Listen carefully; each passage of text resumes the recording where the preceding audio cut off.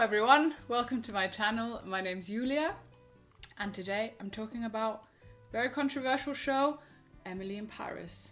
A show we all kind of hated, but somehow everyone watched and we all finished it. We watched the whole thing in one go, one evening.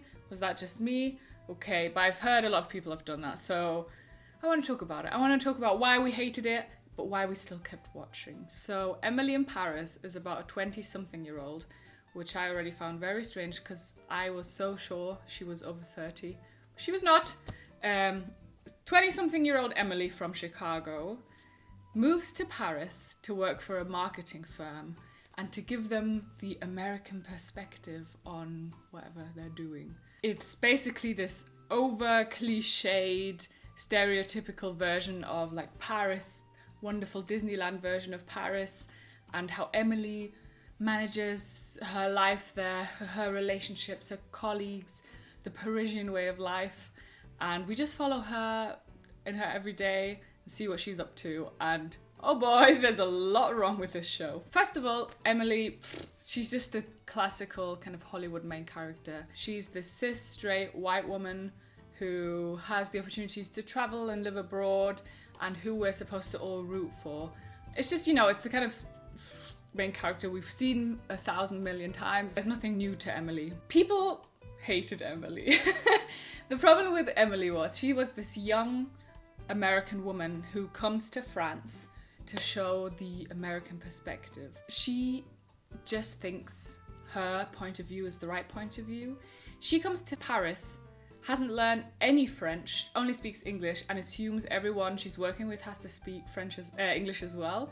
So she arrives at the office and people are like, you don't speak French, why are you here? What could you teach us? She's like, I'm here to teach you the American perspective. I have so much to say, listen to me, I know a lot. If you've worked for a while, it's okay to have certain confidence in your abilities and you can kind of think we can work together and you can teach me stuff, I can teach you stuff.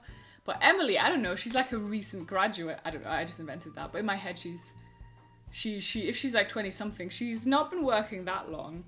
And she comes to this firm with such arrogance. She's just like, I can teach you the ways. American marketing it's just so great in comparison to your backward, sexist French marketing. She's just not very good at her job either. That's another point. If she were amazing and competent, we'd still think she's a bit of an idiot, but you'd kind of understand where her confidence is from. But she just isn't that great. She doesn't listen to her colleagues. She thinks she always knows everything better. She's just very, very problematic. The other side characters are mostly all French, and they are just cliches of cliches. Her boss is this kind of middle-aged, gorgeous, sex bomb, seductive French woman, and she's kind of like this mean older woman who doesn't want to hang out with, she hates other women. And then she has these two colleagues who are, I think they're both gay, and they're just these cliche gay men who are sassy and don't really have a other storyline than being the gay colleagues. Her romance dude is this cliched French man who doesn't actually have a backstory and who keeps flirting with her, although he has a girlfriend. And the girlfriend is this cliched French girl with French look and it's just everyone's a cliche and it's just awful. They put every French person into one box. It's a whole country. There's different people everywhere. And yeah, of course there's some cultural quirks and differences, but Emily comes to France and judges every single thing she sees. So she's just not very open to the culture and doesn't seem to want to learn. It's kind of boring. You had a whole country you could work off of, have all these interesting things that we as viewers who aren't from France could kind of relate to or learn about, and you just made it cliches we already knew from old Hollywood films. It's just kind of sad, and I felt like I didn't want to be there with Emily because she was so judgmental and horrible about it all. It was just, your dates are the wrong way around, and don't you have lifts in France? I don't know if she says that, but that's what I feel like she said. Another thing that kind of bothered me was, why take this insanely cool city of Paris and display it in a way that everyone has seen it be displayed before. I don't know if that sentence made sense. Like, we all know that version of Paris where the streets are clean and everyone's walking around with a baguette in their hand, and apparently everyone is white. And it's like, you know, the Hollywood version of Paris. France and Paris is such a diverse country with so many different people. Why is everyone she knows white except 2 people, her sassy gay colleague and her best friend from China? It's just kind of sad. And why does Emily never take the metro? She's always walking around, walking to the job, walking to the blah blah blah. I can't really think of anything I can't think of where she walks to, but she's never on the metro. Where does she live? Does she live in a place, like, is she so central that she doesn't need to take the metro anywhere? And I just feel like that's like a crucial part of Paris. Correct me if I'm wrong, but do people really walk everywhere? I just can't imagine it. It's a huge city. And speaking of walking, in 2020, do women really only wear high heels? If I were Emily and I didn't take the metro and I was just walking everywhere, why is she only wearing heels? That's such a kind of old 2010 version of a woman, like Gossip Girl, Sex and the City style, where everyone just wears heels all the time. Do people still wear heels all the time? I don't know any woman who does. I know women who do when they're like going out or something, but they usually, I feel like no one does. No one wears heels to work, which leads me to the next thing, the fashion. I've seen a lot of hate on the fashion. And I understand, like, I get it. She has the weirdest fashion sense, and which is absolutely fine. You can wear what you want, but I feel like they wanted to create like a new style icon. Emily in Paris, like, wears quirky clothes. She's so like over the top fashionable, and it just kind of didn't work at all, because in comparison to Emily, everyone else looked cooler. It was like stylish, but always kind of past it. It just went past it. Like, it just didn't do it quite right. It was just too much. It was just too weird. And I read somewhere that maybe the point was to have Emily's style be so extreme in kind of comparison to the French, more simplistic, played down fashion. But you could have you could have made her like crazy American, colourful, different, I guess, if that's not also a cliche, of course. But it was just wrong. You just every time you saw Emily, you just thought, oof, what's she wearing? That's a weird outfit. I'll just ignore it. But then when you thought about it, it was just a bit cray-cray. And then there's just so many other things that are wrong. For example, Emily posts like tourist photos on her Instagram and like gains 20,000 followers because of it. They're like the photos you took in like 2012 of like you're holding a pain au chocolat and you're like, oh, cool, and you put it on Instagram and your 5 friends like it and you feel like, oh, I'm so loved. But Emily just gets like followers, and she just posts pictures of other people on the street. I don't know if that's legal. Like, there's these girls smoking in front of a gym or like a spin class, and she just takes their photo and posts it. If I were those girls, I'd be angry. Or like someone else's meal. It's just a bit like, I feel like I don't know if it's true, but I think being an influencer is not an easy job, and that just kind of makes fun of it. You know, like, oh, I'll just post a picture of a pain au chocolat and I'll just get 20,000 followers. Okay, I feel like they actually put a lot of work into it. I don't know.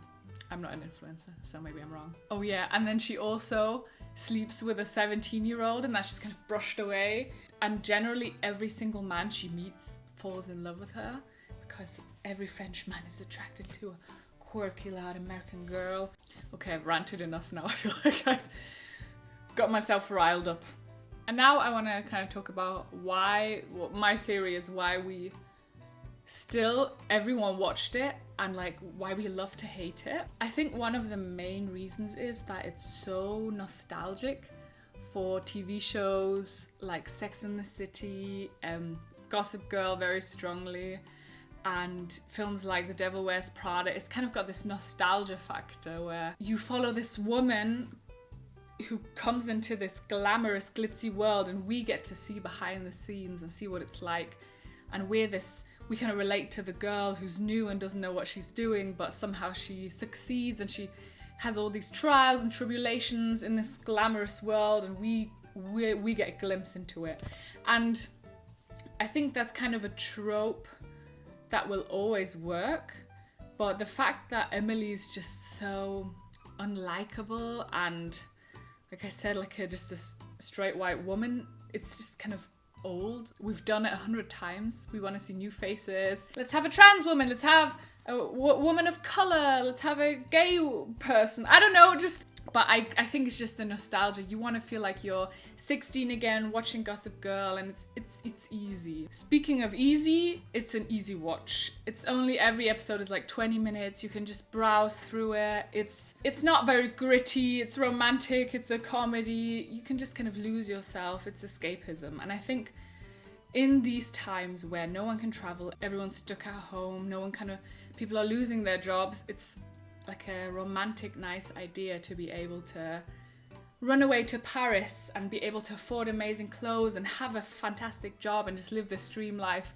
And I think a lot of people like to escape into this world, and that's what Emily in Paris does pretty good, but with this like romantic view of Paris and just every cliche ever. And it's just, it's pure escapism. And nowadays everything's under fire for not being realistic or woke enough, which is definitely a good thing. But I think with Emily in Paris succeeded by just not doing that at all, which is not a good thing. But I think people just felt this kind of escapism nostalgia towards the whole thing, because they were like, oh, this is just an easy watch. I know what I'm gonna get. Another thing is that Emily, yeah, she's new and she doesn't know what she's doing, and people hate her in the show as well.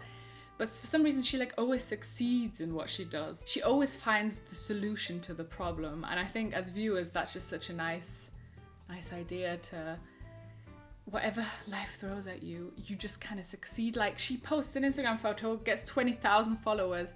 She's told this designer tells her she's basic. She goes up to him and talks to him, and he's like, okay, you're right. You are basic, but I love Gossip Girl. And it's just kind of, she meets this handsome French man, and yeah, he's got a girlfriend, but he'll still fall in love with her. It's just kind of this world, this ideal world where everything just goes her way in the end. And yeah, she has issues and problems occur, but everything she touches kind of works, and I think that's very appealing to the viewer. So it's like everything is just this kind of romanticized Paris. You get to escape to another life where you are able to escape to Paris, wear designer clothes, work in this glamorous industry. And it's also got this kind of comfort nostalgic factor, because you're like, I've seen this before. It's like a rom-com. I know what's going to happen. I know who's going to date who I can root for. And it's just, we've seen it all before. And that's why a lot of people didn't like it. But I think that's also the reason why a lot of people watched it in the end. And Emily is bizarrely confident. So I think we all kind of want to be that confident, but maybe we don't. Maybe she should scare us off more than she inspires us. Okay, that was my rambly video on Emily in Paris. I'd love to hear your opinions, because I think this is such a weird ass show and everyone seems to have watched it. I'd love to hear your opinion if you watched it. And if you have recommendations of similar shows or something that was just as controversial, I just want to hear people talk about Emily in Paris. Or maybe not. Maybe I shouldn't. I just want to hear your opinions and what you thought about it, if you hated it, if you loved it, why you watched it, why you kept watching, or why you stopped watching. I'd love for you to subscribe for I do a lot of film and book content. And I hope to see you soon. Like and subscribe. I feel like that's what everyone always says, like and subscribe. Only if you want to. Live your best life. Goodbye.